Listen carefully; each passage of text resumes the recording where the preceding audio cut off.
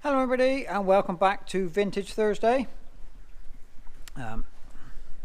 So today we are going to introduce you to a new addition to our little collection here. A couple of you actually spotted it in the extending the beat drill video, because it was in the background of a couple of shots.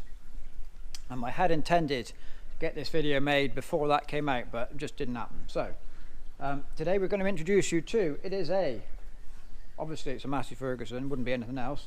It's a 165. Now, if you watched the video we did, probably November time last year, we did a live Q&A Vintage Thursday back in the winter. And one of the questions, or quite a few times I got asked a question, what tractor was going to join the collection next. And on both times, or every time it was asked, I said, that's it, we're not having any more, don't need any more. I've kind of got everything I want.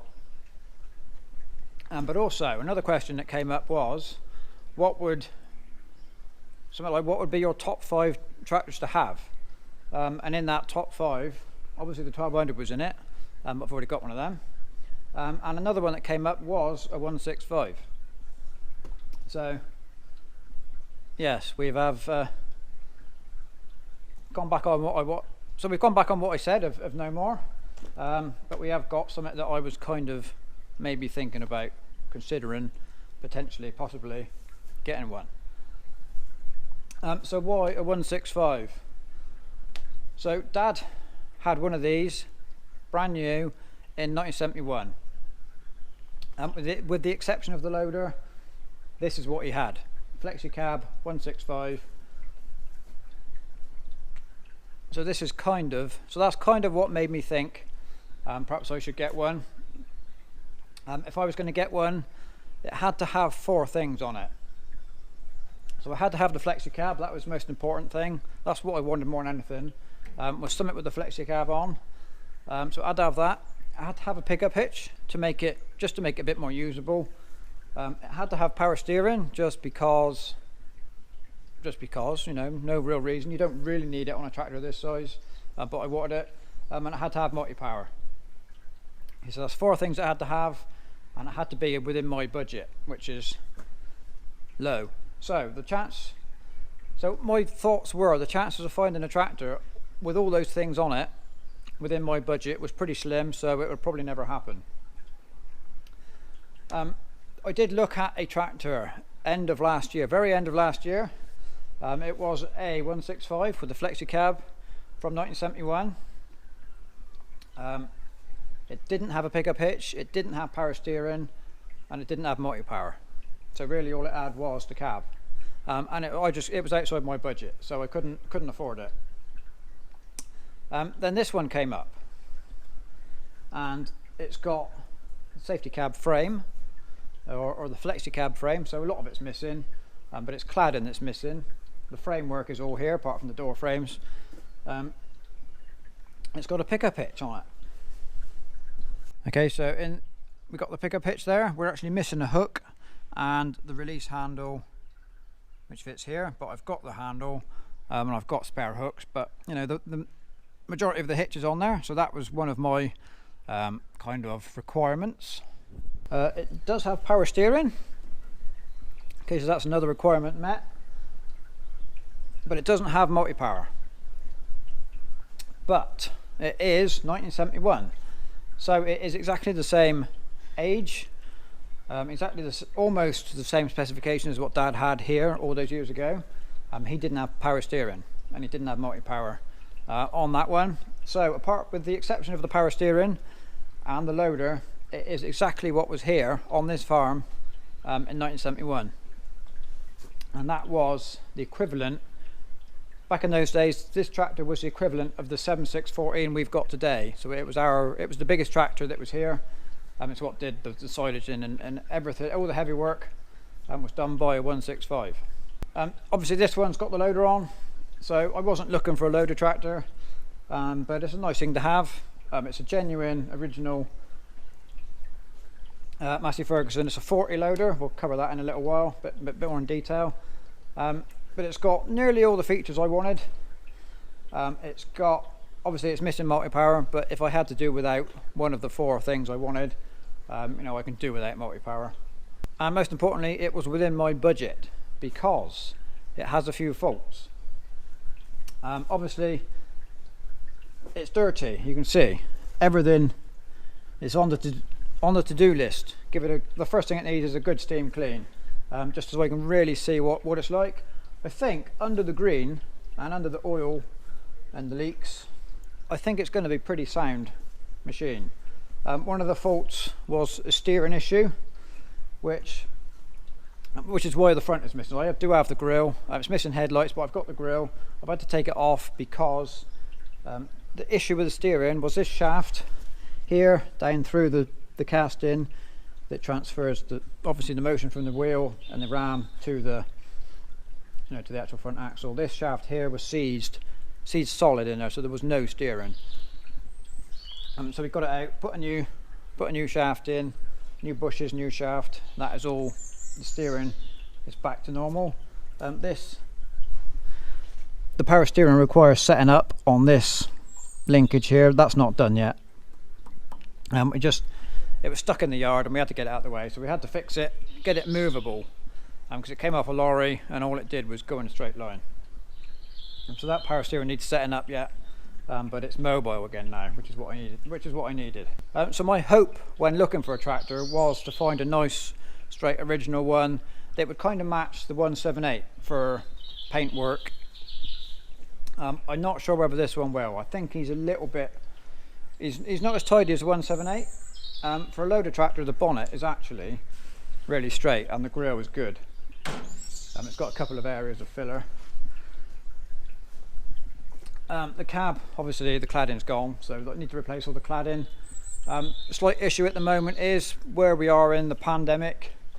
Vinyl and PVC seems to be hard to get hold of because it's going into the PPE market. So all this is currently not in production. So hopefully, give it a year, perhaps we can actually clad it, because this is what it needs. It needs a full new set of cladding. These should be going that way. These are what go alongside the engine to channel heat into the cab. Door frames are available remanufactured, so we need to get a set of them. And when the cladding becomes available again, I will get a set. The issue I have is, obviously it's going to have new cladding, which is going to look new. It's probably going to need to be painted to make it look a bit sensible, because although it's not bad and I think it will clean up quite well, because if this side's even worse, look, you can see how green it is. I don't know, until we get it washed off we're not going to see, but my preference would be to leave it in its original kind of condition, because it's quite straight. It is quite nice. But until it's washed off and we have a proper look, we don't know. Another fault with it is, so the hydraulic quadrant shouldn't really do that. So that's something that needs fixing. And the seat is an optional spring suspension seat, which, as you can see, doesn't spring, and there isn't a lot of seat left really.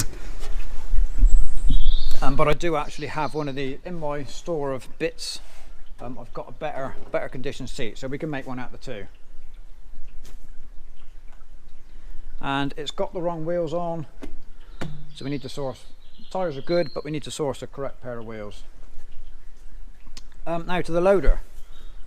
So I said earlier on, this is a 40 loader. So this replaced the 35 loader, which they had to bring out when the safety frame legislation came in, and the 35 loader kind of came up here. So when the safety frame got introduced, this is a slightly different loader that's slightly forward on the mounting brackets. So you have to have this type of loader with the safety cab on there. So this loader started out as a trip loader, because you can see it's still got some of the trip equipment on there, but it has been upgraded upgraded to a power loader using the proper gear, proper kit. with a single ram, and this goes down to the fork. So again, it's a nice feature to have. The loader easily comes off. I need to get there's some stands available that support it here, you know, when you take it off. If anybody's got a set of those stands, I would like to hear from you, because I need to make a set. So I need some dimensions, please, if anybody's got a set. Just a photo and some dimensions is all I need, because they are currently missing. But I have the fork, and another thing that's missing down at the front end here, oops, there should be some bars inside of here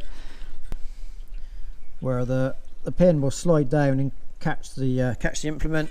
They're missing as well, so I need to know what they look like. So if anybody can help me, again, be very pleased to hear from you. So immediate plans for this tractor. Obviously, first job, it needs to be washed, just so we can see what we're looking at. It needs a full service. There is a bit of a diesel leak coming. I believe it's coming from the back end of the engine. The lift pump and filter are on the far side, and there's fuel lines come around the back of the engine to feed the injector pump. I believe it's one of those two pipes that's leaking. There's a pressure pipe and a return pipe. It starts too easily for it to be the pressure pipe, and if there was a hole in the feed pipe to the injector pump, it wouldn't start very well. It would just suck in air. But it starts too easily for that. It's got to be the return line. There were a bit of an air leak in the return line. It's not going to stop it starting, or it's not going to affect the starting. So I believe it's the return line that needs fixing, because we can't be leaking diesel everywhere. It needs a full rewire. Needs some new battery cables, because the terminals are a bit corroded. I just like new wiring on stuff, just so I know it's safe and it can sit in a shed and it ain't going to set itself on fire. So new wiring is just for peace of mind, really. As it's been a loader, the front axle is pretty worn, so we're going to do all the pins and the bushes in the front axle system. I've already replaced the track rods and all the steering links, all the joints. While we were doing that shaft, we just did the whole lot to get it all new in one go. The top cover will need to come off to sort that quadrant problem, and the brakes are kind of a little bit iffy. So they're dry brakes. 1971 it has dry brakes. I think wet brakes come in 72, so this obviously it's a year ahead of wet brakes coming in. So we need to have the trumpets off and sort out the brakes. And I dare say seals are leaking, and they're probably no longer dry. I expect they're wet now, which means they don't work. It's not a big issue, but it's complicated by the fact that we've got the cab. I've done the 178 brakes before. All we had to do is take the wings off, drain the oil out, and pull the trumpets off. It was not a big job. Slightly worse on this because it's got the cab on, so the cab and the frame has to come away before we can take the wings off. So there we go. This is the new addition. There will be videos coming up of all those little jobs on it, and we'll have opinions. What do you reckon? We ain't going to know for sure till it's washed, but do we leave it as it is, or do we end up painting? Stick a comment in the old comment section down below as to your opinion, although we're not going to make that decision until it's washed and we actually see what it looks like. But I got a feeling underneath all the grime and the yuck and the mankiness, I think it's actually going to be fairly straight. Quite a nice looking thing once it's clean. So there we go. That is our introduction to the 165, and a bit of reason as to why we bought it, and why we bought it after we said we weren't going to buy no more. But you know, accidents happen. So, and that will be good to get it out. I've not actually done anything with it yet. I've drove it from the yard to the shed once we fix the steering, and that's it. That's all I've done. So I want to get it out, get it washed off. I was kind of hoping today, it's a drizzly wet day, but we got fertiliser and we got a baler parked in front of it now, so it's not that easy to get it out anymore.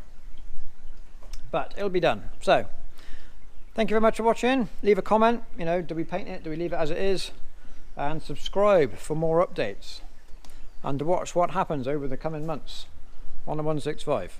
So thank you very much for watching, and we will see you next time.